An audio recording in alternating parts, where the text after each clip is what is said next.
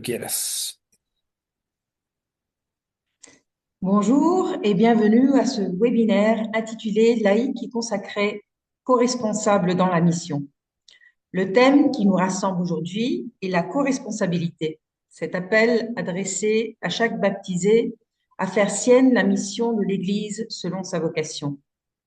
Nous réfléchirons à la manière dont la synodalité, vécue à travers l'écoute, le discernement et le dialogue, peut favoriser une collaboration plus pleine entre laïcs et consacrés au service de cette mission. Avant de commencer notre conversation, prenons un bref moment de prière. Aujourd'hui, c'est le jour de l'Annonciation. En ce moment se tient également l'Assemblée plénière de printemps des évêques de France et à Lourdes. Je pense aussi, on m'a aussi dit que l'Église maintenant aussi au Liban se rassemble pour prendre des décisions très importantes. Donc on va prier aussi pour les décisions des évêques de nos trois panélistes aujourd'hui.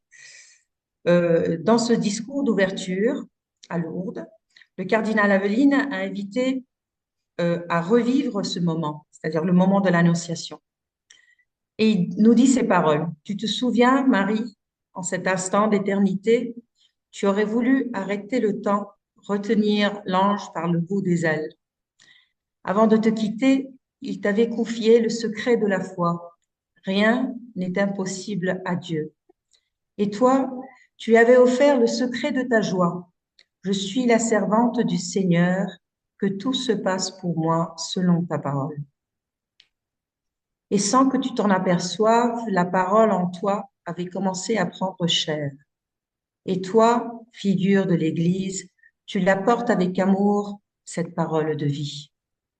Prions ensemble le Je vous salue Marie, afin que notre Mère nous guide pour porter, petit que l'on soit, avec amour cette parole de vie au milieu de ce monde souffrant.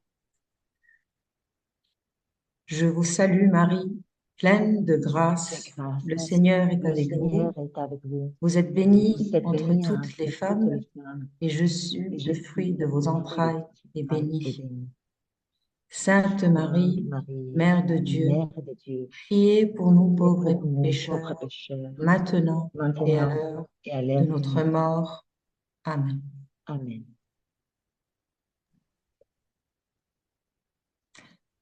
Après ce moment de recueillement, j'ai le plaisir de céder la parole à la présidente générale de l'Organisation mondiale euh, de l'UMOFC, Monica Santamaria. Santa Marina, oh, excusez-moi. Merci beaucoup, Maria. Bonjour, bon après-midi ou bonsoir.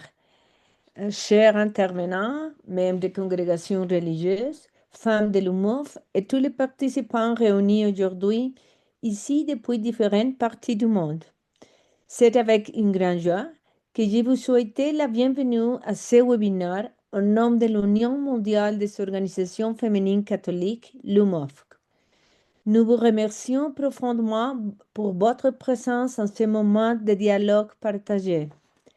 Ce webinaire s'inscrit dans la réflexion en cours de l'UMOF sur la synodalité et nous offre l'opportunité d'écouter des expériences concrètes, d'apprendre les uns d'autres et de réfléchir ensemble à la manière dont la collaboration entre laïcs et religieux peut continuer à grandir en créativité et en profondeur.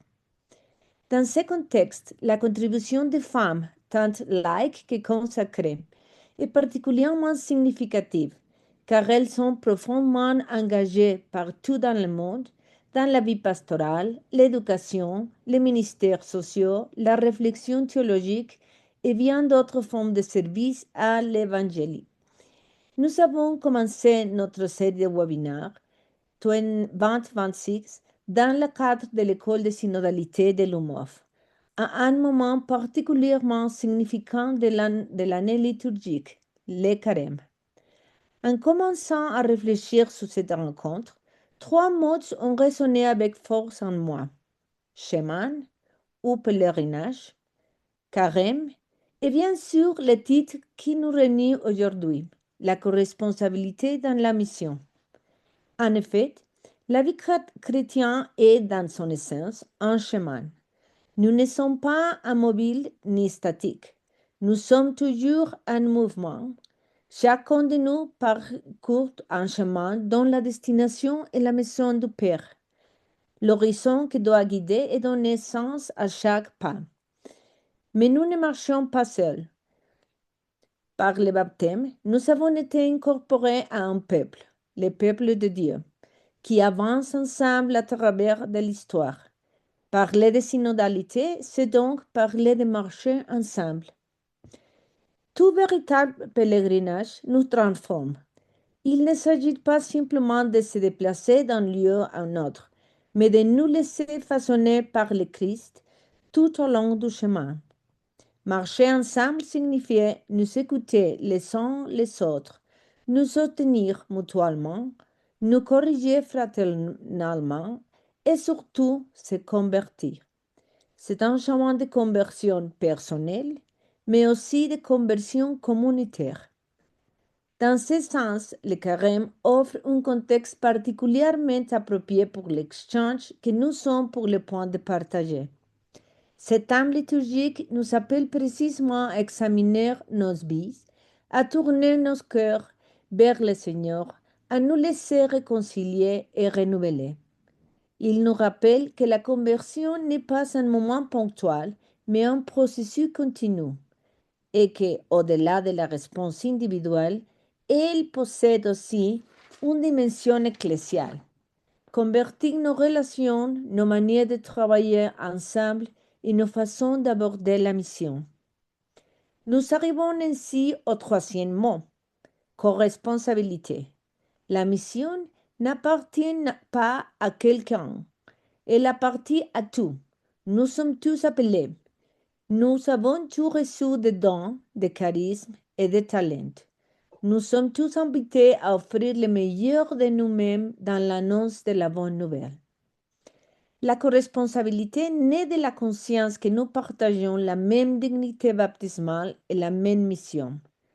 À partir de vocations différentes, laïques et consacrées, nous participons à un unique envoi. La diversité ne nous divise pas, au contraire, elle enrichit le corps ecclésial et le rend plus fécond. Lorsque chacun apporte ce qui est propre à sa vocation, à son charisme et à son expérience, la mission devient plus complète, plus incarnée et plus crédible. Aujourd'hui, nous avons le privilège de compter sur la présence de trois intervenantes exceptionnelles qui nous aideront à réfléchir sur ce thème à partir de différents contextes au sein de l'Église.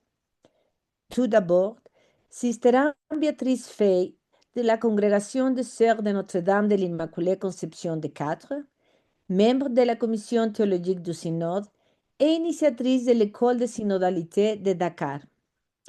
Nous souhaitons également la bienvenue à la professeure Isabelle Moret de l'Institut catholique de Paris, ainsi qu'à la professeure Myrna Aboud-Moussouak, coordinatrice du bureau de la pastorale de la femme dans l'Église maronite Bekere. Myrna, nos prières et nos pensées vont très particulièrement à tous les peuples libanais et au reste du monde qui souffre des conséquences de la guerre. Merci beaucoup d'être ici. Bien, nous remercions profondément notre intervenante de nous accompagner aujourd'hui et de contribuer à ce dialogue par les riches expériences. Les perspectives de nos intervenantes nous aideront à réfléchir ensemble, à nous écouter les uns les autres et à approfondir notre compréhension mutuelle. Que cet espace devienne un véritable lieu de communion où nous puissions découvrir et ouvrir des chemins créatifs et féconds de collaboration en élargissant notre vision et en renforçant notre engagement commun. Nous sommes le peuple de Dieu, fils et filles bien-aimés de Père, frères et sœurs, pèlerins en mission, et c'est ensemble dans la co-responsabilité que nous sommes appelés à continuer à annoncer la joie de l'Évangile au corps du monde. En ces temps difficiles pour le monde, nous confions les fruits de cette rencontre à notre mère et patronne de l'humour, Marie, Reine de la Paix. Merci beaucoup. Merci Monica pour l'accueil chaleureux à ce webinaire. Avant de passer aux présentations, permettez-moi d'expliquer brièvement la structure du webinaire. Notre session durera autour de 90 minutes et s'articulera en 3 parties principales. Tout d'abord, nous aurons des courtes présentations de nos intervenantes. Chaque intervenant proposera une réflexion à partir de 2 questions directrices liées à la synodalité et à la collaboration entre laïcs et religieux. Nous passerons ensuite à un deuxième bloc consacré aux bonnes pratiques. Dans cette section, chaque intervenant partagera une expérience concrète de collaboration fructueuse dans laquelle l'esprit du processus synodal peut être reconnu dans la pratique. À la suite de ces interventions, nous ouvrirons un bref espace de dialogue et de questions. Les participants sont chaleureusement invités à soumettre leurs questions par écrit via le chat tout au long de la session. Enfin, nous conclurons par un bref mot de clôture suivi d'une prière. Notre objectif d'aujourd'hui n'est pas seulement de partager des idées, mais aussi d'écouter des expériences vécues en reconnaissant les défis, les opportunités et les dons uniques que chaque vocation apporte à la mission commune de l'Église. Les réflexions s'enracinent dans l'expérience vécue et aborderont les processus appliqués, les défis rencontrés et les possibilités qui se sont ouvertes. Passons donc maintenant à la première partie du programme, les réflexions des intervenantes. Et donc, maintenant, j'ai le plaisir de vous présenter les intervenantes après vous avoir lu et vous avoir présenté les questions sur lesquelles elles réfléchiront. Alors, nous avons demandé les intervenantes d'articuler leurs réflexions sur les questions suivantes. Comment la synodalité peut-elle favoriser une collaboration authentique entre laïcs et religieux, de sorte que chacun apporte, à partir de la richesse de son charisme, sa contribution au cheminement commun? Et dans quel domaine cette collaboration se développe-t-elle actuellement? Et comment peut-on l'accroître ou la renforcer? Donc, chaque intervenant disposera autour de 8-10 minutes pour chaque intervention. Donc, notre première intervenante, la professeure Morel, Isabelle Morel, docteure en théologie et professeure à l'Institut catholique de Paris. La présidente du SITP, Société internationale de théologie pratique, et membre du Conseil international de la catéchèse. Elle enseigne la théologie de la catéchèse et de l'évangélisation et assure la direction de l'ISP, c'est l'Institut supérieur de pastoral catéchétique. Oui. Elle est l'auteur d'une thèse sur les années pierres vivantes dans la catéchèse en France, une analyse théologique et d'une thèse d'habilitation à diriger des recherches soutenues à Fribourg en Suisse. Parler de la création et de la fin des temps en catéchèse. Elle a écrit Transmettre la foi en temps de crise, des éditions Serre en 2020, et elle a coécrit un petit manuel de synodalité de Salvatore en 2021, qui pourrait sûrement être pratique pour tous nos ascoltatori. C'est l'italien qui vient de temps en temps dans la tête. Bon. La professeure a co-dirigé aussi la synthèse des contributions synodales françaises en 2022 et participé à la phase continentale européenne du synode sur la synodalité en février 2023 à Prague. Elle est également responsable du service de formation dans le diocèse de Besançon, en France, et membre du conseil épiscopal de ce diocèse. Donc, professeur Morel, bienvenue, à vous la parole.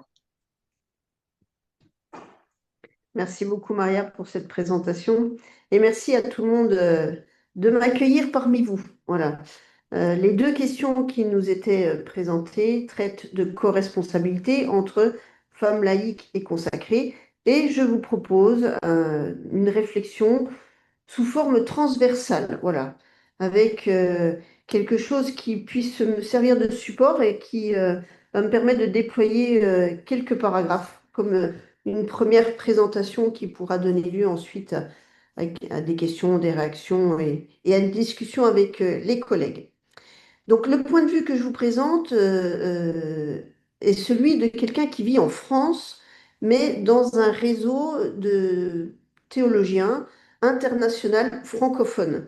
C'est-à-dire que la francophonie est plus large que l'hexagone français et ça permet de voir aussi un certain nombre d'éléments d'un point de vue international. Mais je vais essentiellement me baser sur ce que j'observe et ce que je vis là où je travaille en France avec une collaboration entre laïcs et personnes consacrées qui connaît progressivement une évolution profonde au regard de l'histoire de notre Église. Elle ne relève plus seulement d'une simple nécessité d'organisation pratique, parce qu'en France, nous avons connu une sécularisation assez forte au siècle dernier, et cette collaboration invitait d'abord à pallier la diminution du nombre de religieuses en certains endroits. On appelait des laïcs, d'une certaine manière, pour se substituer aux religieux ou aux religieuses qui manquaient. Et aujourd'hui, ça exprime surtout une manière renouvelée de vivre la mission de l'Église dans des contextes variés et souvent marqués par la sécularisation.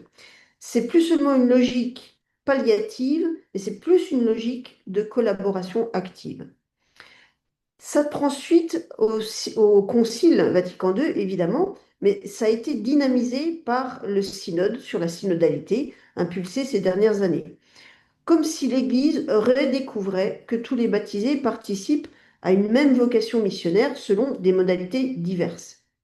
Alors, quelques réflexions sur ce que j'observe de cette collaboration. Aujourd'hui, elle se développe de manière particulièrement visible dans plusieurs domaines. Je pense par exemple à la pastorale, à l'évangélisation par exemple. Des laïcs, des consacrés travaillent ensemble pour accompagner les catéchumènes, de plus en plus nombreux en France, aussi bien chez les adolescents que chez les adultes. Ils travaillent aussi ensemble pour animer des communautés et pour rejoindre des publics plutôt éloignés. Il y a une collaboration forte aussi dans le champ éducatif, où là, elles coopèrent dans la transmission de la foi, dans la formation intégrale des personnes, depuis l'école primaire jusqu'à l'université, où j'observe ici à l'Institut catholique de Paris, chaque jour, des collègues laïcs et des collègues consacrés qui travaillent ensemble dans un même respect mutuel. On observe aussi une collaboration dans l'action sociale, où en fait elles partagent un engagement concret auprès des plus fragiles, en s'inspirant de la tradition vivante de la charité chrétienne, qui est aussi très fortement marquée en France depuis Saint Vincent de Paul et même d'autres encore. Et puis enfin, dans la gouvernance ecclésiale, c'est assez nouveau au regard de l'histoire de l'Église, mais nous observons ici en France, à l'échelle des paroisses, des diocèses, une participation croissante des femmes laïques qui se déploient, en lien parfois avec les religieuses, dans des instants de discernement et de décision. Je pense par exemple aux conseils épiscopaux, je pense aux équipes qui coordonnent les paroisses, qui animent avec le curé la vie quotidienne de la paroisse. Alors, il faut reconnaître qu'en France, dans ce lieu-là d'engagement précis, ce sont plus des laïcs que des religieuses qui sont investies. Ces dernières n'étant pas appelées à participer à la gouvernance diocésaine. Mais il y a un certain nombre de religieuses qui collaborent à l'échelle des services diocésains. Et là, c'est un autre aspect qui peut être pris en considération, notamment grâce à leur formation spécifique. De ce que j'observe, ce développement ne s'est pas fait sans un certain cheminement. Il s'inscrit dans l'histoire de la France dans un processus progressif qui a d'abord été marqué par une reconnaissance mutuelle des vocations, puis par un déplacement d'une logique de délégation vers une logique de co-responsabilité. C'est ce que je disais tout à l'heure. Peu à peu, si vous voulez, on a vu des espaces communs se structurer, des équipes mixtes émerger, manifestant une Église qui apprend à travailler autrement. Je pense notamment à deux domaines particuliers où cette collaboration, cette co-responsabilité est très forte.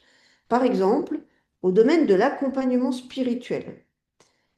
C'est effectivement le cas dans un grand nombre de centres spirituels, jésuites par exemple, mais pas seulement, hein, où on voit des laïcs et des consacrés, hommes et femmes, vivre ensemble une véritable responsabilité dans l'animation de ces lieux, dans l'organisation de retraites accompagnées spirituellement. Je pense aussi à la formation théologique, et notamment aux universités catholiques, comme ici à l'Institut catholique de Paris, où on voit collaborer étroitement des laïcs et des consacrés, d'égal à égal. Cette évolution trouve évidemment un appui particulier dans l'exhortation Christi Fideles Laici que nous devons euh, à nos prédécesseurs, qui insiste sur la dignité, la mission propre des fidèles, qu'ils soient laïcs, hommes ou femmes d'ailleurs, mais aussi à la dynamique plus récente de la synodalité, j'y viendrai tout à l'heure. Alors évidemment, ce chemin comporte aussi des défis, et c'est ce que je voudrais vous présenter maintenant. Nous repérons certaines formes de cléricalisme qui persistent parfois et freinent la reconnaissance effective des responsabilités confiées aux femmes de manière générale. Et en ne confiant pas de responsabilité, on ne confie pas non plus de co-responsabilité. Autre défi à relever, le manque de formation commune, les unes avec les autres. À certains endroits, c'est rendu possible. J'ai parlé tout à l'heure, par exemple, des universités catholiques, mais à l'échelle des diocèses ou des paroisses, par exemple, eh bien, cette formation commune existe moins et ça limite la qualité du discernement partagé. Autre défi, les différences de langage, de culture spirituelle ou de pratiques pastorales, qui peuvent aussi créer des incompréhensions. Et puis enfin, la question de la reconnaissance réelle de la parole et des compétences de chacune, qui demeure un enjeu sensible. Alors, en fonction des lieux et des personnes qui encouragent ou pas cette corresponsabilité, c'est plus ou moins sensible. On va beaucoup plus voir de collaboration au niveau paroissial.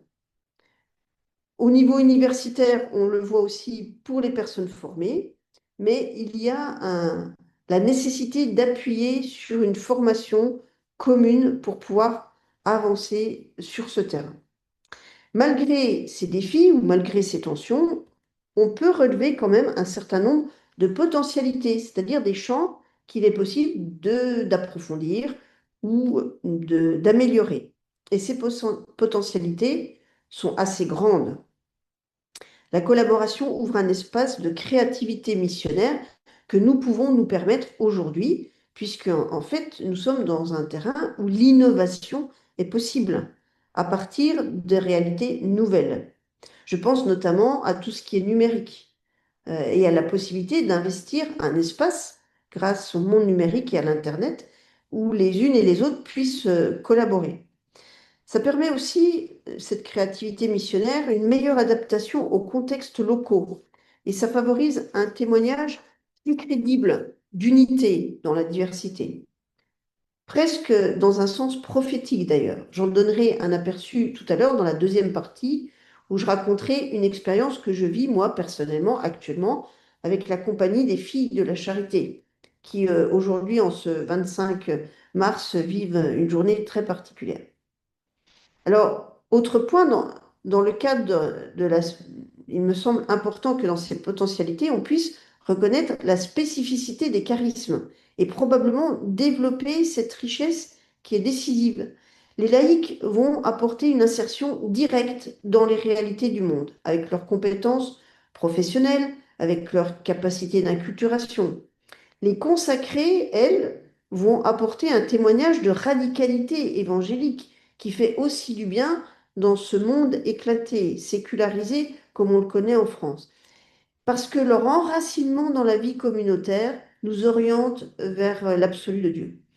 Cette complémentarité ne s'oppose pas, elle se féconde mutuellement, elle manifeste d'une certaine manière ce que l'apôtre Paul nous rapporte dans la première lettre aux Corinthiens, la diversité des dons concourt à l'unité du corps. Et donc, des voix peuvent augmenter cette collaboration progressivement. Je reviens sur la nécessité de développer des formations communes, de créer des espaces de discernement partagés, c'est-à-dire des lieux où l'on peut échanger et apporter des points de vue qui vont s'enrichir. Parce que, plus profondément encore, il s'agit de cultiver une véritable confiance mutuelle et partager les responsabilités. C'est ça qui, au final, permettra de grandir dans la confiance et dans la reconnaissance de la valeur de chacune de nos vocations. Alors, il me semble que c'est précisément ici, sur ces potentialités à ouvrir, sur ces voies qui peuvent être encore travaillées, que se situe la synodalité et qu'elle a un rôle déterminant à jouer. Surtout si on ne la réduit pas à une méthode. La synodalité, à mon sens, c'est plutôt un style ecclésial qui met l'accent sur l'écoute, le discernement, la co-responsabilité. C'est en tout cas ce que le synode sur la synodalité a essayé de venir éclairer. Elle nous invite à marcher ensemble, non pas de manière formelle, mais en accueillant réellement la parole de chacune. Dans l'expérience concrète, ça suppose d'abord une écoute authentique. Alors, j'en profite pour vous montrer quelques photographies de ce que nous vivons à la fois à l'Institut catholique de Paris et puis avec les unes et les autres. Chacune apporte son histoire, sa culture, son rapport à la mission. C'est une écoute qui ouvre un espace de partage où les réalités locales peuvent être nommées sans crainte. Vient ensuite le temps du discernement commun qui demande patience, humilité, parce que ça nous permet d'aller jusqu'à une prise de décision qui peut se vivre de manière partagée dans la recherche de la volonté de Dieu. Vous voyez que ce chemin synodal n'est pas exempt de difficultés. Il suppose une formation solide, notamment au niveau du discernement spirituel. Il ouvre en même temps des perspectives nouvelles. Il nous permet une collaboration plus juste, une meilleure reconnaissance des charismes, une mission plus ajustée aux défis contemporains.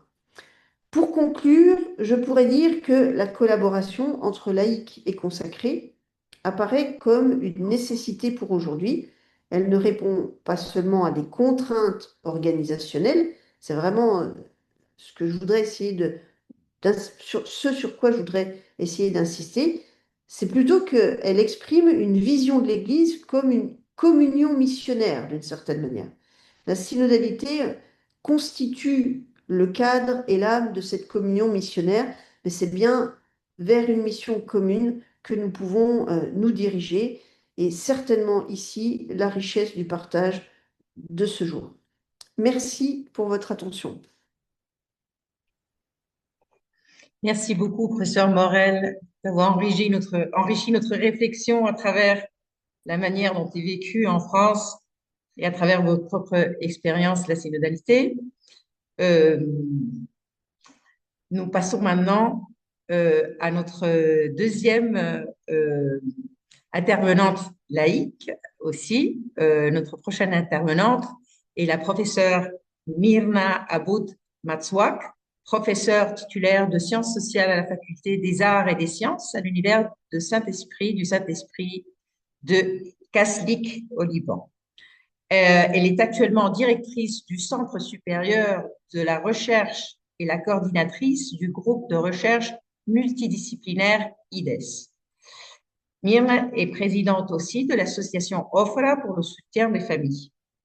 Elle est également coordinatrice, je pense qu'elle va beaucoup nous parler depuis cette réalité, du bureau de la pastorale de la femme à la curie patriarcale de l'Église maronite et dirige le processus synodal pour les femmes de l'Église maronite, un synode sur la présence de la femme dans l'Église et dans la société qui constitue une première expérience dans l'Église en général et dans l'Église maronite en particulier. Professeur Aboud Matsouak a mené une multitude de projets portant sur les études du handicap, les études familiales, la citoyenneté, et la sociologie des religions, notamment des projets liés aux femmes dans la société et l'Église maronite et le pluralisme religieux. Professeur, merci d'être parmi nous aujourd'hui. La parole est à vous. Je vous remercie. Je suis très contente d'être encore une fois avec la famille de l'UMOFC. J'ai eu l'occasion depuis, je crois, 2 ou 3 ans d'être avec vous en Grèce. Et c'est toujours une joie parce qu'on s'accompagne dans la recherche durant le processus synodal. On s'est accompagné aussi dans la recherche sur la réception du processus synodal dans la région moyenne-orientale. Les 3 axes à partir desquels je vais aborder cette intervention, c'est surtout justement notre expérience qui continue et qui est toujours là, qui est l'expérience du processus synodal sur la vocation et la mission de la femme, et qui a été initiée, pas seulement pour l'Église maronite, mais qui a été initiée par l'Église maronite pour toutes les femmes. Alors, dans toute l'Église, dans le monde entier. Deuxième axe, c'est l'axe de recherche que je mène sur différents plans dans la sociologie ecclésiale, donc et les différentes, si vous voulez, actions, recherches et publications. Et troisièmement, aussi sur l'expérience que j'ai eue dans l'accompagnement, parce que j'ai fait partie dans mon Église du comité du suivi du processus synodal sur la synodalité et donc de l'organisation de l'Assemblée synodale continentale au Moyen-Orient. Donc,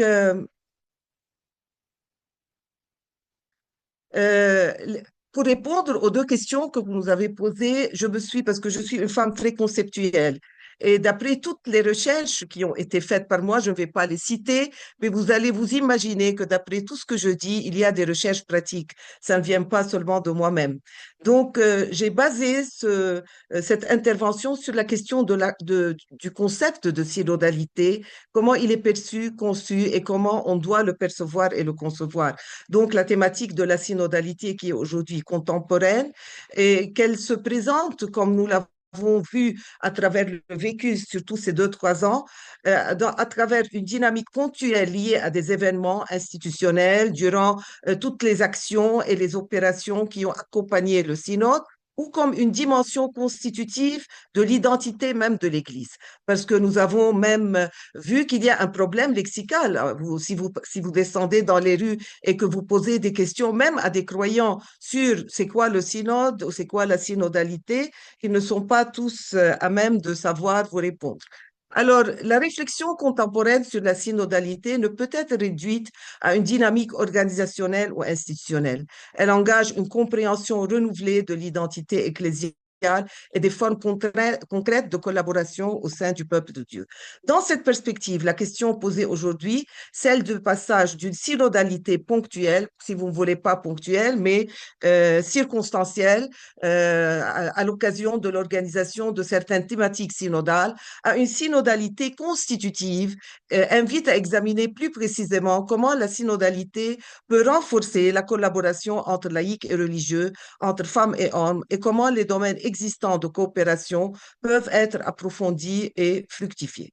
Donc, l'objectif de cette intervention, c'est précisément d'examiner cette tension à travers le prisme féminin. Donc, la démarche synodale initiée par le pape François possède en ce sens, à mon avis, une triple dimension. Elle est d'abord conjoncturelle, car elle répond à des mutations culturelles, ecclésiales et anthropologiques contemporaines. Elle est ensuite identitaire, puisqu'elle renvoie à la nature même de l'Église, comme communion et participation, mais elle est aussi fondatrice, en ce qu'elle reconduit à l'origine baptismale de l'appartenance ecclésiale. Et cela, nous l'avons vraiment touché, surtout dans le processus synodal sur la femme, et que nous sommes maintenant encore de vivre et d'approfondir dans le cheminement que nous faisons. Cette dimension fondatrice mérite une attention particulière. En effet, la participation à la vie ecclésiale ne peut être comprise uniquement comme une fonction exercée ou un service rendu. Elle elle relève d'une prise de conscience existentielle de l'appartenance à l'Église. Vous savez, je l'ai toujours expérimenté avec les jeunes, surtout à l'université. Quand ils parlent de l'Église à la troisième personne du singulier. Ils se disent être croyants et pratiquants, mais quand ils parlent de l'Église, c'est comme l'Église fait, l'Église ne fait pas, l'Église réussit, l'Église ne réussit pas. Donc, c'est comme, il y a cette prise de conscience existentielle qui est à travailler. Il arrive que l'appartenance ecclésiale soit venue de manière implicite ou partielle. Le fidèle, comme je l'ai dit, participe à la liturgie, reçoit les sacrements, s'engage dans des œuvres de charité, tout en continuant à percevoir l'Église comme une réalité extérieure, évoquée parfois à la troisième personne. La synodalité appelle au contraire à une conversion du langage et du regard, passer de l'Église comme institution observée à nous comme sujet ecclésial agissant. Parce que vous savez, les trois niveaux, lexical, conceptuel, comportemental et d'attitude, sont liés. Donc, il y a les ajustements à faire sur les trois niveaux. Cette prise de conscience trouve un fondement théologique majeur dans la première lettre de Saint Paul aux Corinthiens. L'image du corps que le professeur Morel elle a parlé de la diversité dans ce premier chapitre des Corinthiens. L'image du corps s'y exprime une vérité ecclésiologique fondamentale. La diversité des membres n'est pas une source de fragmentation, mais une condition de la vitalité du corps tout entier. Dans cette analogie paulinienne, la collaboration entre femmes et hommes, entre laïcs et consacrés, ne relève pas d'un simple partage des tâches, elle constitue une structure organique de la vie ecclésiale. Chaque membre reçoit un charisme pour l'édification commune. La synodalité peut dès lors être comprise comme la mise en mouvement consciente et coordonnée de cette diversité charismatique. Moi, je dis toujours et je le déclare toujours, moi, je suis l'apôtre de cette lettre aux Corinthiens. Et j'ai fait beaucoup d'études auprès de plusieurs catégories de personnes. Malheureusement, après des cours de catéchèse, après dans des écoles catholiques, les gens ne connaissent pas bien cette lettre. Ils l'écoutent dans les messes, mais cette lettre qui a une profondeur pédagogique de Saint Paul, vraiment, elle n'est pas assez bien connue. Sur le plan conceptuel, cela suppose de dépasser une vision dualiste opposant hiérarchie et participation. La collaboration synodale ne vise pas à diluer les responsabilités propres au ministère ordonné, mais à articuler plus harmonieusement les dimensions ministérielles, charismatiques et baptismales de l'Église. Sur le plan lexical, un travail important s'impose également. Le vocabulaire ecclésial traditionnel peut parfois véhiculer des représentations implicite de dépendance ou de délégation. La synodalité invite à privilégier des catégories telles que co-responsabilité, discernement partagé, participation missionnaire qui expriment davantage la dynamique relationnelle de la vie ecclésiale. Sur le plan pratique, enfin, de nombreux domaines de coopération existent déjà. C'est la catéchèse, l'accompagnement, les services de la charité et de la solidarité sociale, les instances consultatives et les conseils pastoraux, les initiatives culturelles et éducatives, la recherche théologique et l'enseignement universitaire. La synodalité consiste non seulement à reconnaître ces espaces, mais à les structurer de manière plus cohérente et à en favoriser la fructification. Ainsi comprise, la synodalité ne se limite pas à une méthode de gouvernance, professeur Morel l'a dit, elle devient une pédagogie ecclésiale de la communion. Elle permet également de relire les tensions contemporaines non comme des menaces, mais comme des opportunités de maturation ecclésiologique. La réflexion sur la collaboration entre laïcs religieux, entre femmes et hommes, constitue un terrain privilégié pour mesurer cette transformation. Car si l'Église est réellement comprise et vécue comme un corps, alors la synodalité ne sera plus seulement un projet. Elle deviendra une expérience partagée d'appartenance et de mission. Cela implique une formation synodale continue, une meilleure intégration des femmes dans les processus de discernement, une valorisation institutionnelle des compétences laïques, une culture ecclésiale du dialogue et de l'écoute, une évaluation régulière des pratiques collaboratives. Les textes récents issus du processus synodal maronite ainsi que les travaux du groupe d'études au Vatican convergent pour souligner l'importance d'un passage d'une synodalité événementielle à une synodalité structurelle. Dans le contexte maronite, le lancement d'un processus synodal consacré à la vocation et à la mission de la femme représente une innovation ecclésiale significative. Cette initiative s'inscrit dans un diagnostic institutionnel clair. Malgré une implication féminine notable dans les domaines éducatifs, social et pastoral, la participation des femmes aux instances de discernement et de gouvernance demeure limitée. Au niveau de l'Église universelle, la réflexion actuelle met en évidence le lien étroit entre la participation des femmes et la crédibilité missionnaire de l'Église. Le sentiment d'exclusion exprimé par certaines femmes ne relève pas uniquement d'une problématique sociologique. Il interroge la qualité de la communion ecclésiale et la réception effective du principe synodal. D'un point de vue théologique, trois axes structurants peuvent être identifiés. Premièrement, la centralité du baptême comme fondement de la co-responsabilité ecclésiale. La participation des femmes à la vie et à la mission de l'Église doit être comprise à partir de l'ecclésiologie baptismale et non dans une logique de délégation fonctionnelle. Deuxièmement, la reconnaissance de la dimension charismatique de la vie ecclésiale. Une approche exclusivement ministérielle risquerait de réduire la richesse des contributions féminines. La tradition orientale offre à cet égard des ressources historiques importantes permettant d'élargir la réflexion. Troisièmement, la nécessité d'une conversion institutionnelle. La synodalité implique une reconfiguration progressive des structures de gouvernance ainsi qu'une transformation des représentations symboliques liées à l'autorité et au leadership. Dans cette perspective, la participation des femmes paraît comme un indicateur pertinent du degré de réception de la synodalité dans la vie concrète de l'Église. Une synodalité réduite à des procédures consultatives ponctuelles risque de demeurer formelle. À l'inverse, une synodalité intégrée à l'identité ecclésiale suppose une culture du discernement partagé, une valorisation effective des charismes, une co-responsabilité missionnaire structurée, une évolution du langage ecclésial. Ainsi, la question n'est pas seulement organisationnelle, elle relève d'une herméneutique ecclésiologique.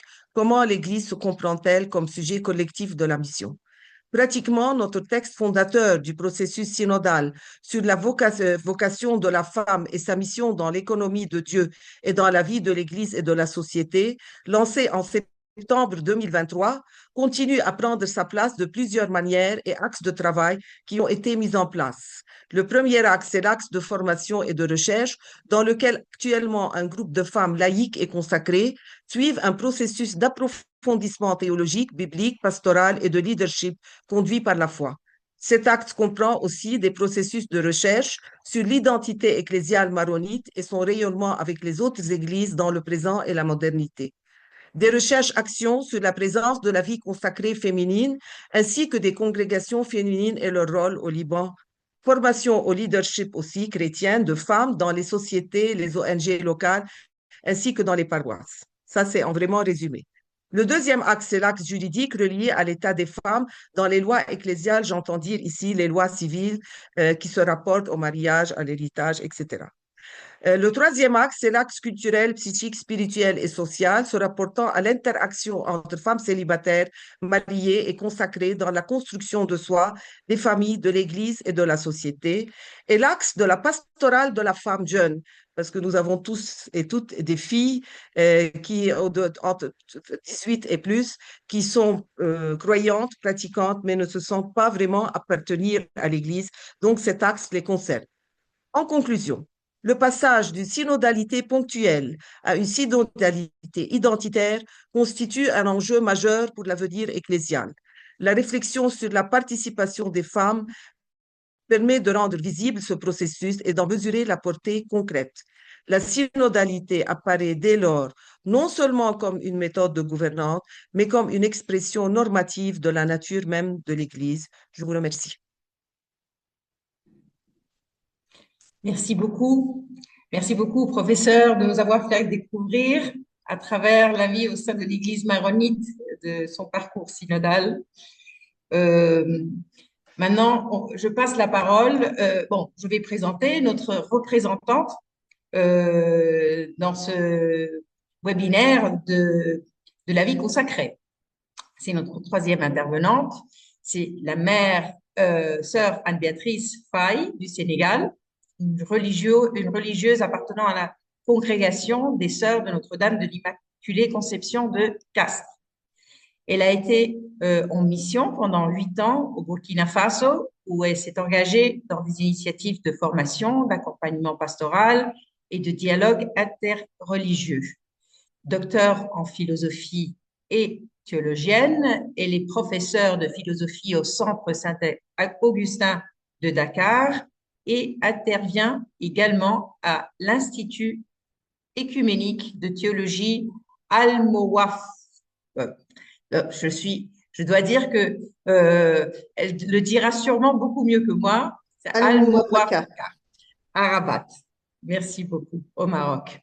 De retour au Sénégal, Sœur Anne-Béatrice a assumé des responsabilités dans le domaine éducatif et pastoral. Et depuis octobre 2025, c'est-à-dire il y a quelques mois, elle est directrice de l'institution de l'Immaculée Conception de Dakar. Elle a participé comme experte et facilitatrice dans le synode sur la synodalité et a été nommée le 19 janvier 2026 consultante du dicaster pour le dialogue interreligieux, comme je pense le même jour que notre présidente de l'UMOFC. Donc je vous félicite déjà depuis ce moment de condivision. Par ailleurs, elle est membre de l'Association des théologiens africains, ATA. Et dans ce cadre, elle a dirigé elle dirige actuellement même l'école de synodalité de Dakar, née du désir profond de rendre accessible au niveau local l'expérience vécue lors du synode mondial. Sœur Anne-Béatrice, merci pour vous joindre à nous. Nous attendons avec impatience votre réflexion. Merci.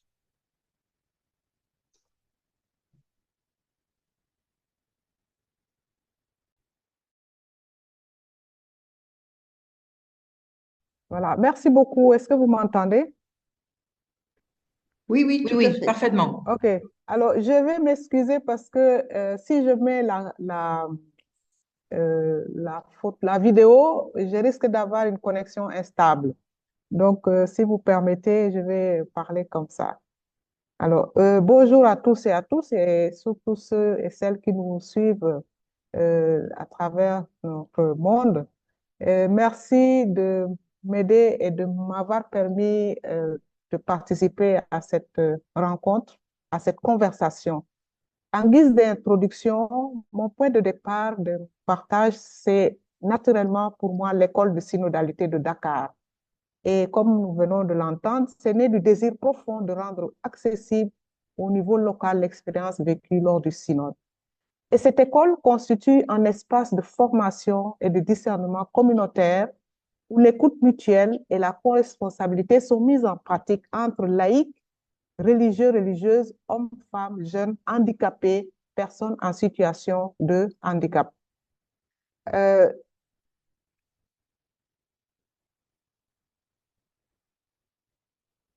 À la première question, donc, au sein même de cette école, il y a plusieurs manières de collaborer entre laïcs et religieux religieuses. C'est à travers des webinaires, des forums, des participants approfondissent ensemble les grandes questions de l'Église et de la société en cherchant à comprendre ce que l'Esprit Saint inspire aujourd'hui pour la mission, dans le contexte de l'Afrique en général et de l'Église du Sénégal en particulier. Et cette démarche favorise une réception vivante des documents du synode, ouvre des pistes de nouvelles pour la collaboration et surtout permet à chacun de mettre en valeur son charisme propre. Et l'objectif est que chaque participant reparte renouvelé de sa compréhension, de sa pratique de la synodalité, afin de contribuer à une Église plus inclusive, participative et missionnaire. Ceci dit, à la réponse de la première question, je dirais que c'est important pour nous, en laïcs et religieux, religieuses, de voir que le Vatican II est vraiment une piste qui nous permet de mieux comprendre la synodalité. Et parce que la mission implique tous les baptisés. Ça, c'est fondamental. La première tâche des laïcs, hommes et femmes, est d'imprégner et de transformer les réalités temporelles selon l'esprit de l'Évangile. Ce que je retiens du document final, par exemple, c'est qu'il met en lumière plusieurs aspects relatifs à la co-responsabilité dans la mission entre femmes laïques, consacrées, etc. Il insiste beaucoup sur 3 domaines, à savoir la collaboration actuelle, les voies pour la renforcer et les contributions spécifiques de chaque vocation. Les domaines actuels de collaboration entre laïcs et religieuses, et je l'ai beaucoup senti lors de nos rencontres, lors de nos webinaires, lors de nos caravanes de synodalité, c'est que les femmes, qu'elles soient laïques ou consacrées, sont déjà très actives dans de nombreux domaines au service de la mission de l'Église. Elles constituent la majeure partie des fidèles et sont souvent les premiers témoins de la foi dans les familles. Elles participent activement à la vie des petites communautés chrétiennes et des paroisses. Elles dirigent des écoles, des hôpitaux, des centres d'accueil et sont à l'origine d'initiatives de réconciliation, de promotion de la dignité humaine et de justice sociale. Elles montrent que la synodalité doit s'exprimer dans la façon ordinaire de vivre et d'œuvrer de l'Église. Et pour moi, les femmes contribuent à la recherche théologique aussi. Et elles occupent des postes de responsabilité dans les institutions ecclésiales, y compris dans les curies diocésaines et la curie romaine, comme on peut le constater. Et certaines femmes occupent des postes d'autorité ou sont à la tête des communautés. Dans un des diocèses à Abidjan, par exemple, l'économe diocésaine, c'est une femme. C'est vraiment une première et c'est à louer. La synodalité n'est pas une fin en soi. Elle est orientée vers la mission que le Christ a confiée à l'Église dans l'Esprit. Évangéliser est la mission essentielle de l'Église. Et c'est la grâce de la vocation propre de l'Église qui est son identité la plus profonde. Et à travers l'école de synodalité, par exemple, cette expérience, nous mettons beaucoup l'accent sur la compréhension du baptême que nous avons tous reçu, qui nous engage dans l'Église. Les voies pour accroître cette collaboration, et je me suis référée au document final qui propose plusieurs pistes pour renforcer cette collaboration. Et c'est important que laïcs consacrés, ensemble, nous puissions prendre conscience de manière pleine par rapport à notre rôle aujourd'hui. Le numéro 60 met l'accent en œuvre les possibilités déjà existantes dans le droit canon concernant le rôle des femmes dans l'Église, en particulier dans les lieux où ces possibilités sont peu concrétisées. Nous voyons aussi qu'il est bon de poursuivre le discernement sur des questions encore ouvertes, comme l'accès des femmes au ministère diaconal. C'est important de notre point de vue de clarifier cette dimension, de l'approfondir aussi de notre côté et porter une attention accrue au langage et aux images utilisées dans la prédication, la catéchèse et les documents officiels, en valorisant la contribution des saintes, des théologiennes et des mystiques comme expérience bien notée. Alors, quel est l'apport spécifique de chaque vocation à la mission commune selon sa spécificité et son contexte? À travers nos rencontres au sein de l'école de synodalité, nous nous posons ces types de questions pour pouvoir marcher ensemble et reconnaître et valoriser sa spécificité et son charisme. Alors, valoriser les charismes d'une femme consacrée et laïque à travers une pastorale de vocation qui les invite à contribuer à la vie ecclésiale et à la société. Par exemple, les femmes consacrées, en approfondissant leur vocation, on voit qu'elles sont conscientes que leur vocation est prophétique, marquée par la vie de consécration au service de Dieu, des frères et sœurs, dans la contemplation et le service. Elles ont une expérience séculaire de la vie synodale et de discernement en commun et constituent souvent un laboratoire d'interculturalité. Leur charisme contribue à interpeller l'Église et la société. Elles sont appelées à renforcer leurs relations avec les pasteurs et les laïcs pour un échange de dons au service de la mission.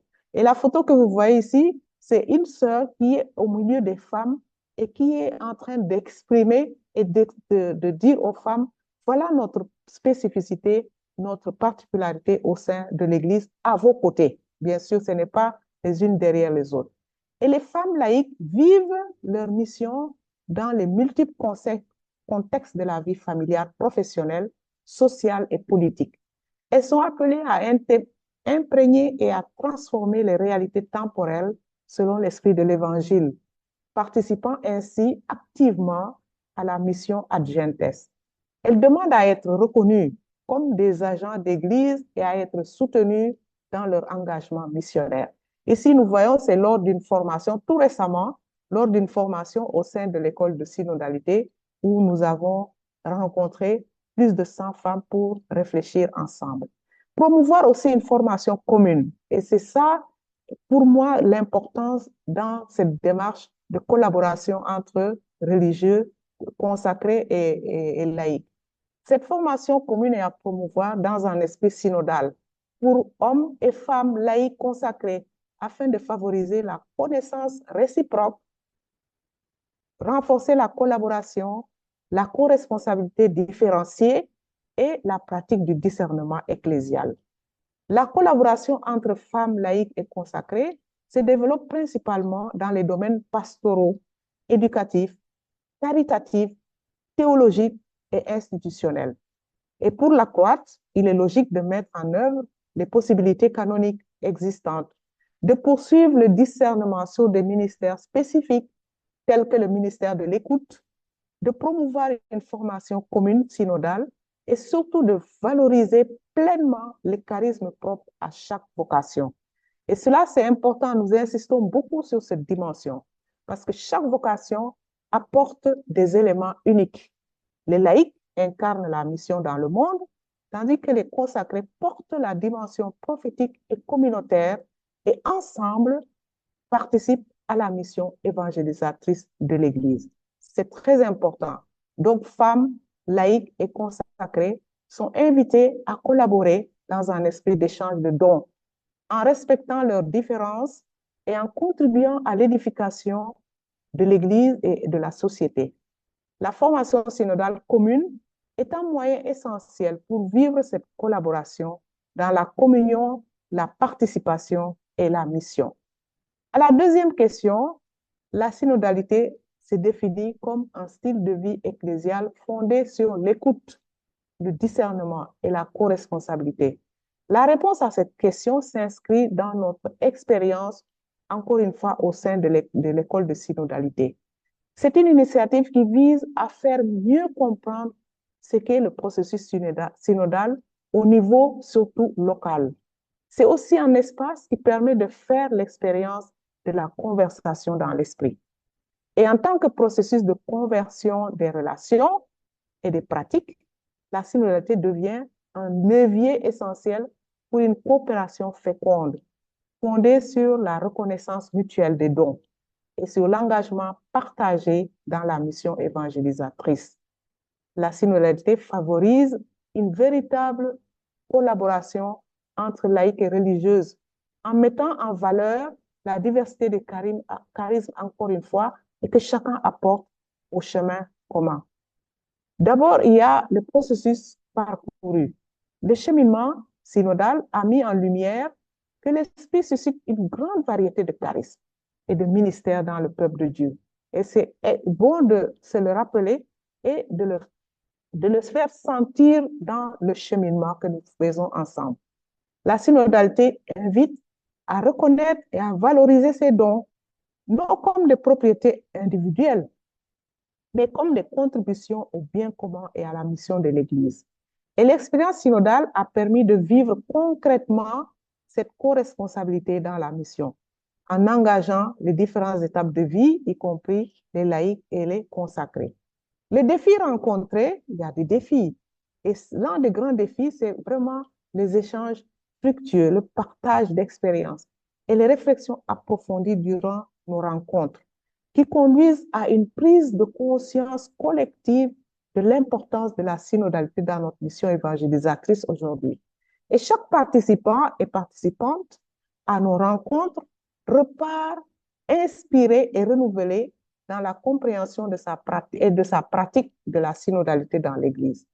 Certes, il y a des difficultés à vivre pleinement des relations ajustées entre hommes, femmes, entre générations, entre cultures différentes, entre consacrés et laïcs, notamment parmi les pauvres et les exclus. Et les femmes, bien qu'elles constituent la majorité des fidèles et jouent un rôle essentiel dans nos églises et nos communautés, rencontrent encore des obstacles à une pleine reconnaissance de leur charisme et vocation. Et de plus, les attitudes paternalistes ou des commisérations limitent la participation des personnes handicapées ou marginalisées. Des potentialités restent ouvertes pour terminer. Et l'école de synodalité de Dakar est née du désir justement de rendre accessible au niveau local l'expérience vécue lors du synode universel. Elle constitue un espace de formation et cette démarche favorise une réception vivante des documents du synode, ouvre des pistes nouvelles pour la collaboration et permet à chacun et à chacune de mettre en valeur son charisme propre. L'objectif est que chaque participant reparte renouvelé, comme on l'a dit. À travers la spécificité des charismes, chaque état de vie porte ses dons propres. Les laïcs sont appelés à imprégner et transformer les réalités temporelles selon l'esprit de l'Évangile. Les consacrés apportent une voix prophétique et des pratiques éprouvées de vie synodale et de discernement. Ainsi, la collaboration harmonieuse entre ces deux vocations permet de mieux vivre la synodalité et de répondre aux besoins pastoraux actuels. Des bonnes pratiques que nous partageons, il y a le fait de diffuser la réception du document final, former des acteurs pastoraux à l'écoute et au discernement, créer des espaces de dialogue dans l'Église. Et dans ces initiatives, chacune apporte sa contribution. Les religieuses offrent leur expérience de vie commune, les laïcs contribuent à leurs compétences académiques, expertise. Et cette collaboration incarne concrètement plusieurs recommandations du document final. D'abord, promouvoir une église de participation, reconnaître la contribution spécifique des femmes dans la mission, développer des espaces de formation à la synodalité, encourager la mission partagée entre vocations et améliorer la transparence, c'est-à-dire le rendre compte et l'évaluation dans la vie ecclésiale. Mettre en place des pratiques régulières adaptées de rendre compte. Rendre obligatoire et vivant les organes de participation dans l'Église locale. Il est demandé de rendre obligatoire les conseils pastoraux, les conseils pour les affaires économiques, etc. Et cela, laïcs comme consacrés, peuvent beaucoup contribuer à renouveler l'Église dans ce domaine. Merci de votre attention. Un grand merci à vous, sœur Anne-Béatrice, pour l'énorme travail d'abord que vous accomplissez en Afrique, au Sénégal. J'ai été moi-même témoin directement d'une session de l'école de synodalité, et ainsi que pour venir ici partager avec nous toute votre expérience. Maintenant, on va passer au deuxième bloc. Malheureusement, on est un peu serré avec le temps, mais on va essayer parce que on va partager des bonnes pratiques directes, des expériences concrètes de nos panélistes. Et après, on essaiera de passer aux questions. On a 5 minutes, s'il vous plaît, pour chaque intervention. Donc, merci tout d'abord à nos panélistes pour ces réflexions qui nous ont permis d'enrichir notre vision vraiment stimulante. Donc, dans ce programme, donc, on passe aux bonnes pratiques parce que c'est un des aspects les plus précieux du chemin synodal. Cet aspect précieux est précisément l'échange d'expériences concrètes pour voir comment est en train de s'implémenter dans cette période qui est une période de mise en œuvre, disons plutôt, du document final et des principes, disons, du synode. Les expériences concrètes sont très importantes. Donc, nous avons demandé à nos panélistes de partager avec nous ces expériences. On commence donc avec la professeure Morel, s'il vous plaît. À vous la parole. Voilà, merci beaucoup. Alors, je vous présente rapidement une expérience parmi d'autres, mais il fallait bien en choisir une, que je suis en train de vivre depuis 3 4 ans avec la Compagnie des Filles de la Charité de Saint-Vincent-de-Paul et Louise de Marillac, qui a été fondée en France à l'origine à Paris et qui aujourd'hui est une compagnie internationale dispatchée sur pratiquement tous les continents. Voilà, la province des filles de la charité de France, Belgique et Suisse m'a demandé il y a 3 4 ans de vivre avec elle une journée d'information et de formation autour de la synodalité. Pourquoi? Parce que la sœur servante, qui est la supérieure de la province, la visitatrice, comme on dit chez elle, en fait, avait, dans la mouvance et dans la dynamique du synode sur la synodalité, envie de faire découvrir et approfondir la synodalité à l'ensemble de ses sœurs. Et donc, nous avons vécu en fait 2 journées de formation, d'information, d'expérimentation de la conversation dans l'esprit, ensemble, entre sœurs servantes, donc les responsables de chacune des communautés, et puis moi qui étais là comme formatrice. On a beaucoup discuté de ce que ça apportait de nouveau, dans la vie communautaire religieuse, il y a déjà des points d'appui pour la synodalité. Et puis, il y en avait d'autres qui méritaient d'être un petit peu plus approfondis, notamment sur le discernement communautaire, par exemple, ou le fait de pouvoir prendre en considération les petites voix. Ça, c'est un élément très sensible pour les filles de la charité. Voilà. Et donc, de fil en aiguille, après ces quelques journées, j'ai travaillé avec le conseil provincial, donc les responsables de la province, et nous sommes en train de préparer leur assemblée provinciale qui prend une dynamique plus synodale que ce qu'il y avait jusqu'à présent, avec des temps personnels, des temps de silence qui sont prévus pendant l'assemblée provinciale, des temps de discernement communautaire avec des petits groupes et la conversation dans l'esprit qui est vécue aussi dans ce moment-là. À l'échelle de la compagnie tout entière, à travers le monde, on a aussi une préparation à ces assemblées provinciales qui se fait sous le mode de la conversation dans l'esprit à partir de leur thème qui tourne autour de la paix, voilà.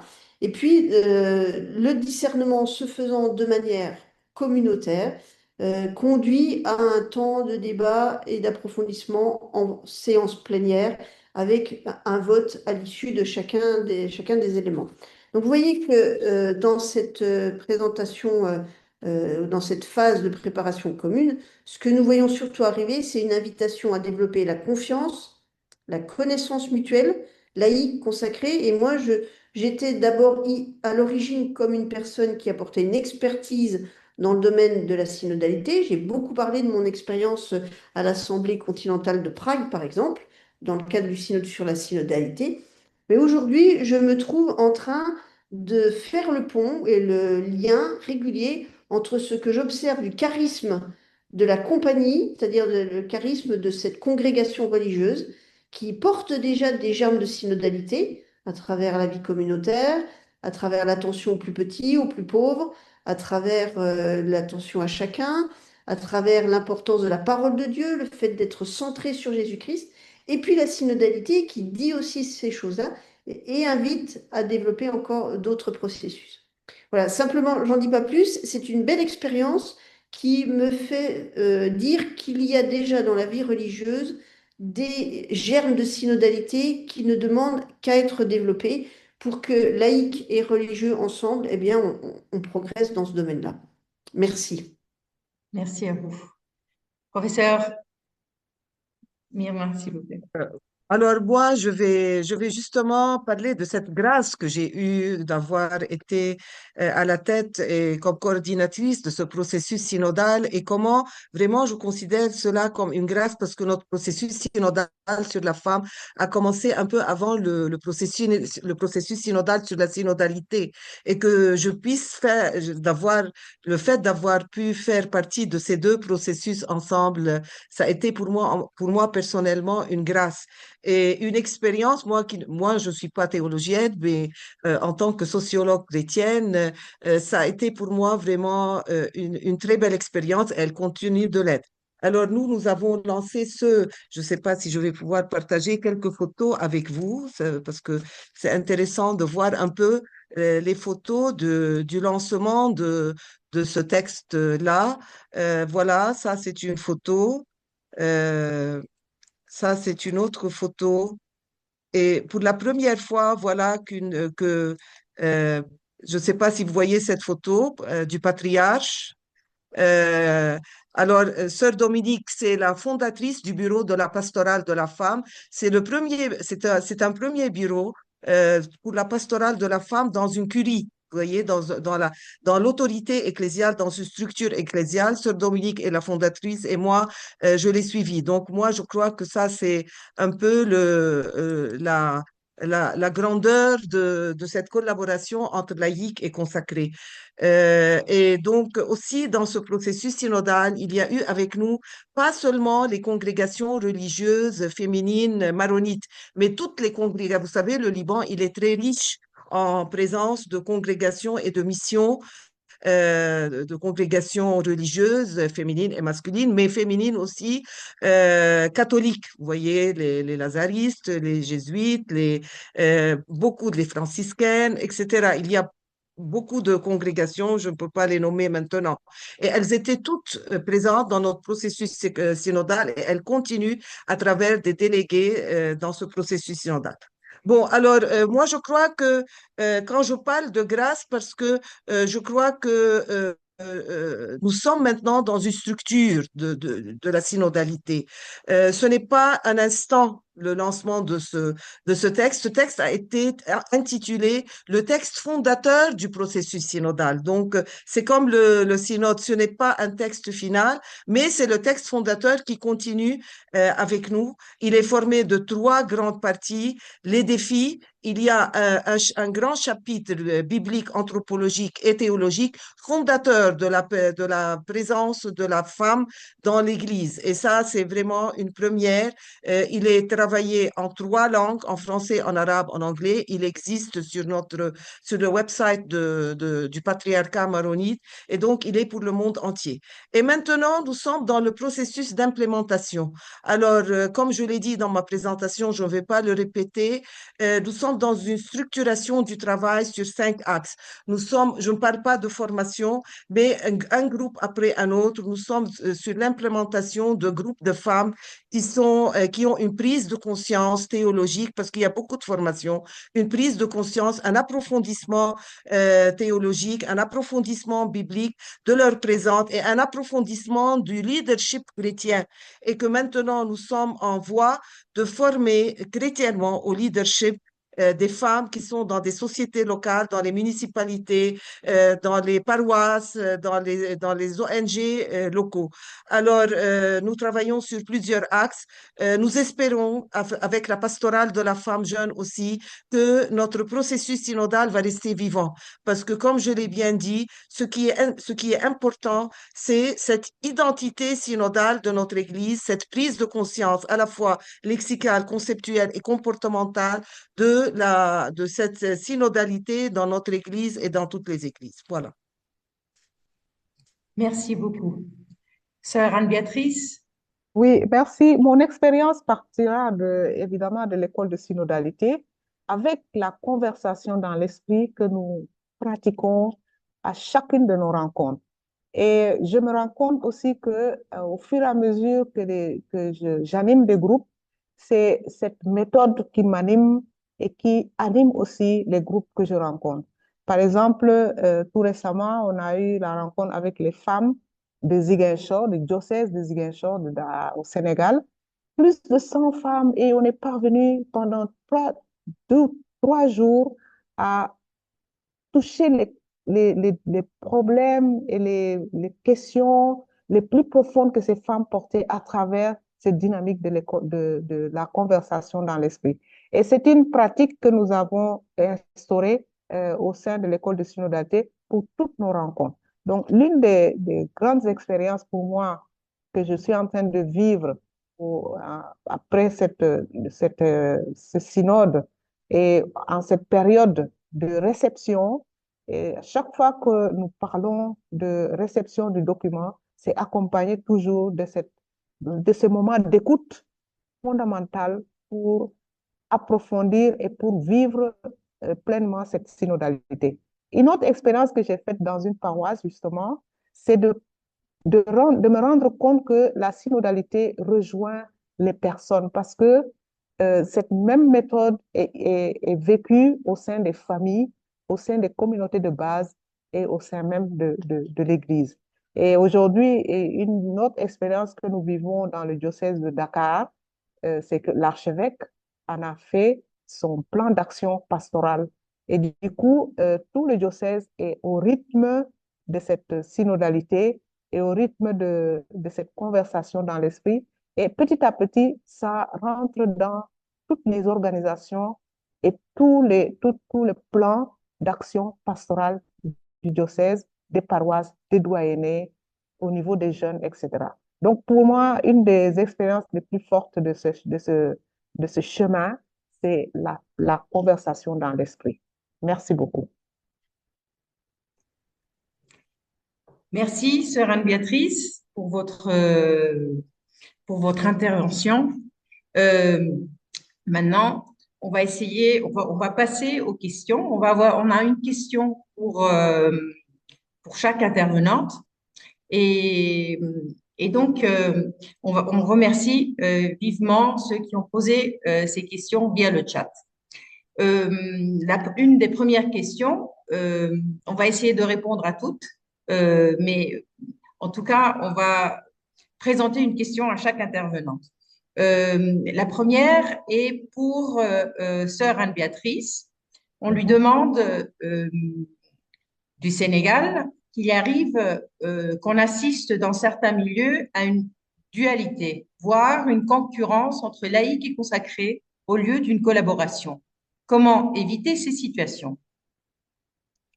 Alors, moi, je dirais, par l'expérience que j'ai, au sein, par exemple, de nos organisations de séminaires au niveau de l'école de synodalité, où vous avez religieux, religieuses, prêtres, laïcs, je crois que la pratique de la conversation dans l'esprit est pour moi un espace pour se comprendre, s'écouter et de se dire, bon, finalement, nous avons reçu le même baptême et au nom de ce baptême, nous devons et nous avons la possibilité de nous rencontrer, de nous enrichir mutuellement. C'est basique, mais je pense que cette dualité, ce conflit ne devrait pas exister parce que, encore une fois, le synode insiste sur la conversion des relations, sur tout ce que nous pouvons faire pour que nous puissions nous écouter mutuellement. Souvent, c'est par manque d'écoute mutuelle, par manque le fait de ne pas s'approcher de l'autre et par manque, le charisme, et chacun a son charisme propre. Et si on est conscient de cela, je pense qu'il n'y a pas lieu de se mettre en compétition ni en dualité euh, dans notre Église aujourd'hui. Et c'est pour ça que l'intégration de la dynamique synodale au sein de nos communautés, de base, de nos familles, de notre mission, nous servirait à justement ne pas installer cette compétition qu'il y a entre religieux et religieuses parce que chacun évolue dans la mission avec ses charismes propres. Et j'en suis convaincue de cela. Et pour moi, il n'y a plus lieu de se mettre dans cette posture de compétition. Merci beaucoup. Merci, sœur Anne-Béatrice. Maintenant, on a une question pour la professeure About Maswak. On écrit quelles sont les ressources historiques au Liban pour comprendre le rôle charismatique de la femme dont vous avez parlé? Oui, justement, alors notre texte synodal, c'est le troisième dans notre Église maronite. Le premier synode de l'Église maronite en 1738, il avait instauré, et parmi ses décisions, c'est la décision d'éduquer les filles, et donc que les écoles soient adressées aussi bien aux filles qu'aux garçons. Donc ça, c'était un point important. Ensuite, bien sûr, la présence des congrégations féminines, comme je l'ai dit, missionnaires occidentales au Liban, comme la fondation de plusieurs missions et congrégations féminines maronites et aussi pas seulement maronites, il y a d'autres églises orientales catholiques et orthodoxes, donc leur présentation. Et troisièmement, la présence active de la femme dans tous les domaines, vous voyez, femmes chrétiennes et non chrétiennes, parce que nous sommes 18 communautés religieuses au Liban. La femme active dans le domaine professionnel, au niveau social, au niveau de la santé, au niveau de l'éducation. Vous savez, plus que 80 à 85% du secteur de services social et de l'éducation au Liban est prise en charge par des femmes. Donc, jusqu'à nos jours. Donc, mais ça existait même dans l'histoire. Donc, voilà. Je ne sais pas si j'ai bien répondu, si c'est ça la question. Merci. Je suis sûre que vous avez euh, parfaitement répondu à euh, à la personne qui nous a écrit sur le chat, euh, qui peut toujours intervenir parce que le chat est ouvert. Maintenant, ici, une question pour la professeure Morel. On vous demande si vous voyez dans cette période de mise en œuvre une régression par rapport aux obstacles, aux résistances qu'il y a eu auparavant, euh, des fruits qui commencent déjà à émerger. Alors, on voit des essais qui essayent de se déployer. Moi, je vois en France, en tout cas dans les diocèses, plus de femmes qui sont appelées, par exemple, à participer à la gouvernance du diocèse ou à la gouvernance des paroisses. Plus des laïcs que des religieuses d'ailleurs, parce qu'elles sont appelées au titre de leurs compétences professionnelles ou alors au titre de leur disponibilité une fois que les enfants sont élevés. Voilà. Maintenant, je ne sais pas si on peut parler en termes de progrès ou de régression. J'ai plutôt l'impression qu'on est dans une période d'initiative un peu missionnaire. On essaye de tester des choses, on voit si ça fonctionne. Là où ça met encore du temps à se déployer, c'est souvent pour des questions de compétences et de formation. C'est-à-dire qu'il ne suffit pas d'avoir de la bonne volonté, il ne suffit pas d'avoir du temps, il faut aussi avoir les mots et les compétences pour pouvoir parler de la foi, pour pouvoir se situer dans l'Église. Le, le bon sens, le sensus fidei fidelium ne se résume pas au bon sens. Il faut aussi avoir un éclairage de ce qu'est l'Église et de ce que sont ces problématiques pour pouvoir avoir une parole qui aide à éclairer les débats. Voilà. Et ce qui, pour l'instant, bloque, c'est essentiellement la formation des femmes. Parce que, il faut reconnaître que les prêtres, les diacres et un certain nombre d'hommes vont avoir beaucoup plus de temps de formation dans le cadre de leur formation initiale que les femmes, notamment les femmes laïques. Et même les femmes religieuses, on leur permettra de faire moins d'années de formation, en règle générale, que pour ce qui concerne les prêtres ou les diacres. Donc, c'est des chantiers sur lesquels on essaye, nous, de se battre pour euh, une égale formation, y compris jusqu'à des niveaux universitaires. Merci beaucoup. Ici, une question. On est juste dans les temps, mais on vous a proposé une question à toutes les trois, les panélistes, donc qui voudraient commencer, qui veuillent répondre, est la bienvenue. On nous demande de comment cultiver une proximité et une confiance qui permettent aux pasteurs de s'appuyer sur l'expérience séculière des laïcs pour mieux juger des questions temporelles et spirituelles.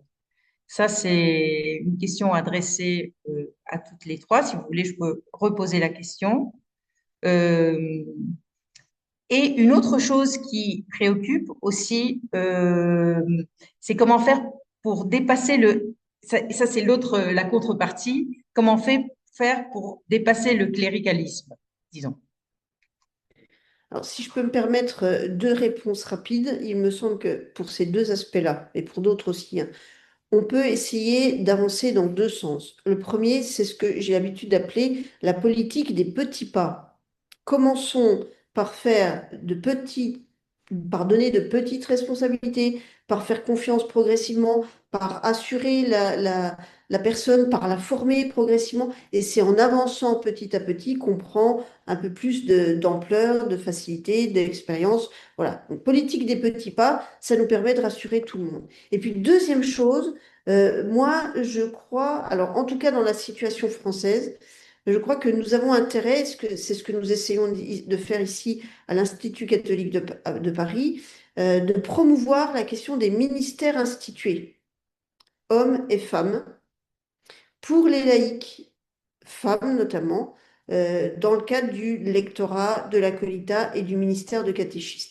C'est très peu développé chez nous et ça peut être un lieu où on appelle, on discerne, on forme des personnes qui peuvent ensuite être des piliers, des témoins dans leur communauté locale, paroissiale ou diocésaine. Et ça, c'est une piste pour l'instant où on sent que les évêques sont encore un peu frileux, ils attendent de voir ce qui est possible. Et en même temps, certains sont prêts à avancer plus vite. Alors là aussi, on essaye de voir ce qui est possible et c'est progressif. Merci beaucoup. Peut-être quelqu'un d'autre voudrait donner une Euh, réponse? de, pardon, moi, de par notre expérience, moi, je suis avec professeur Morel et avec les petits pas, hein, avec le réalisable.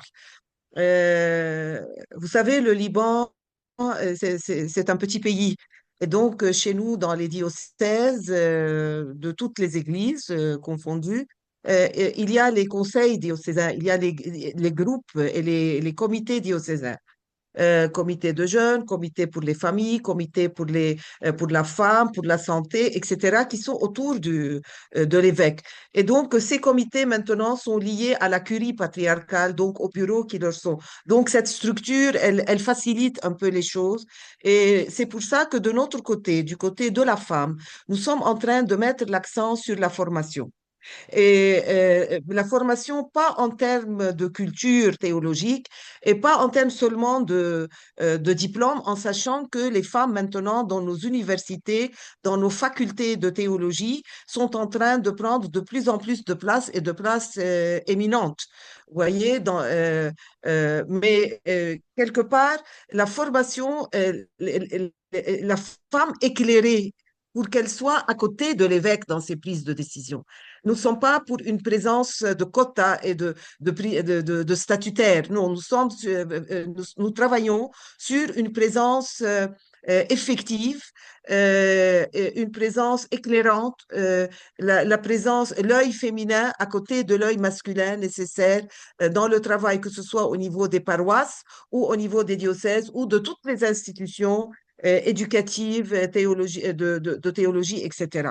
Donc, voilà, nous sommes en train de travailler cela. Et maintenant, un de nos soucis principaux, c'est vraiment la femme jeune. Parce qu'une femme jeune qui n'a pas le temps d'être dans une chorale ou dans une confrérie, mais elle est là et les jeunes ne sont pas trop, n'ont pas le temps d'entrer dans des structures ecclésiales. Donc, nous sommes dans une phase maintenant où nous investiguons avec eux qu'est-ce qu'ils veulent et qu'est-ce que cette femme veut, cette femme jeune. Et ensuite, nous allons voir comment être avec elle. Donc, mettre en place la pastorale de la femme jeune est très importante pour nous actuellement aussi, auprès des curés. Et il y a, je peux dire vraiment, il y a un changement de regard qui est vraiment très clair maintenant chez nous, qui devient de plus en plus clair. Merci beaucoup euh, de votre intervention. Je ne sais pas si Sœur Anne-Béatrice veut nous dire quelque chose.